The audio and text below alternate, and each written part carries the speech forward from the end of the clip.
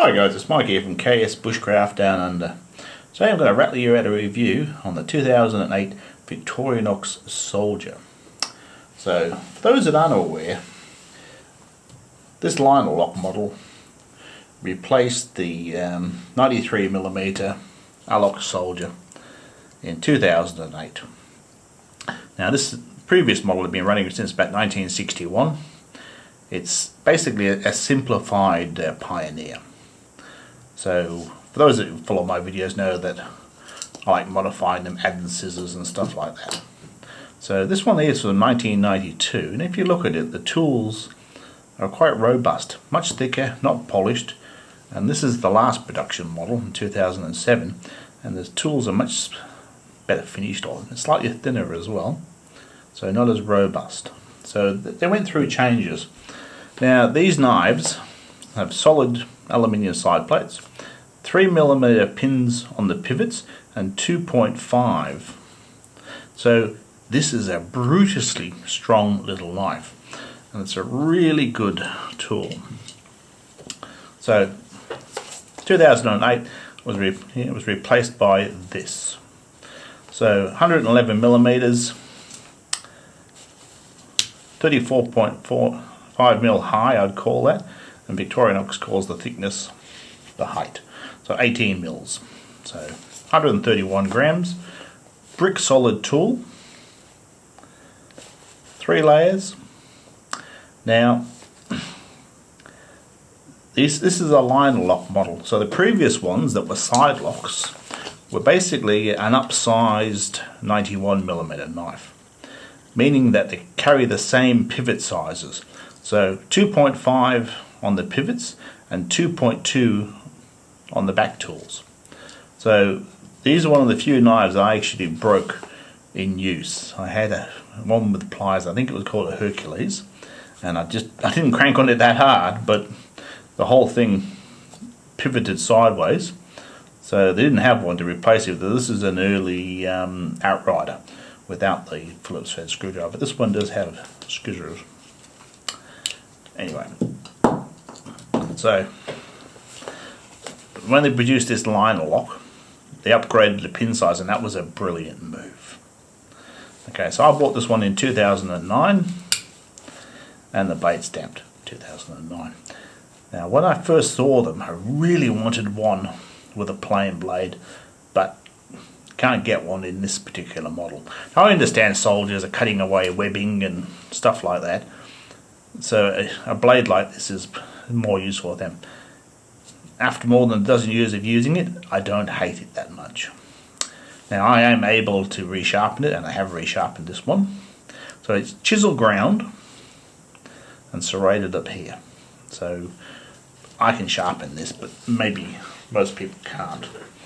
So it's got 10 tools in 3 layers. Now we'll start with the main blade. It's a liner lock. Now the liner lock also locks the large flat-bladed screwdriver. So it makes the divider. Unlike most liner locks, that you can open the knife and close the knife if you're right-handed with one hand, this swings from the right to the left. So it's sort of a good idea in one respect. It says press on this side for obvious reasons. Is that it takes 2 hands to basically to close it, but 1 hand to open it. I'm happy with that. It means I take care. If you're pushing and flipping this closed, it could go really badly for you. So it's a real shame there's not an option with a plain blade. There is a Forester M grip that has a plain blade, but you lose the corkscrew. Sorry, you gain a corkscrew and lose the Phillips, and I'd rather have the Phillips than a corkscrew, but that's me. Now it has a wood saw. It's not locking.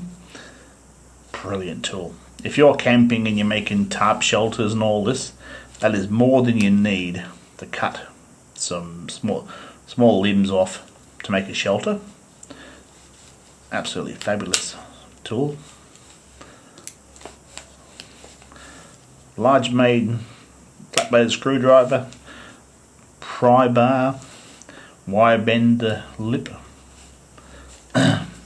Now the earlier large screwdrivers were sharpened.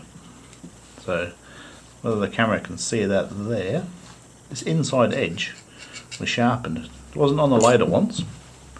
Now, if you want to strike a fire steel, that would be a brilliant addition, so it can be done with a Dremel. So this is locked now, so press in again.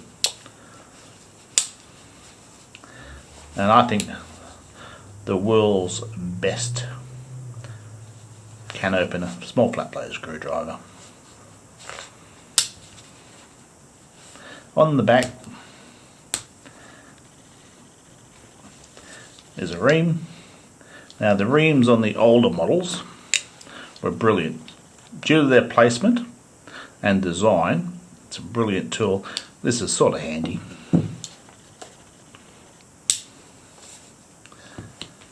And a Phillips head screwdriver.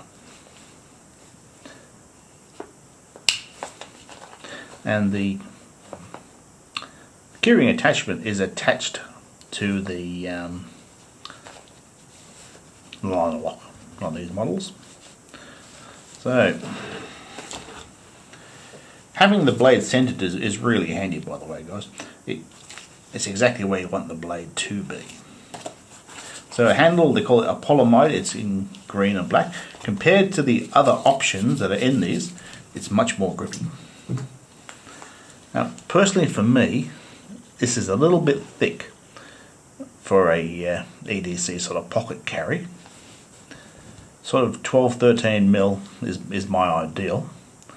And so what I do, I carry this in a neck sheath.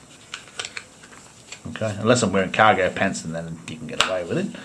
But for me, that's a good way of carrying it.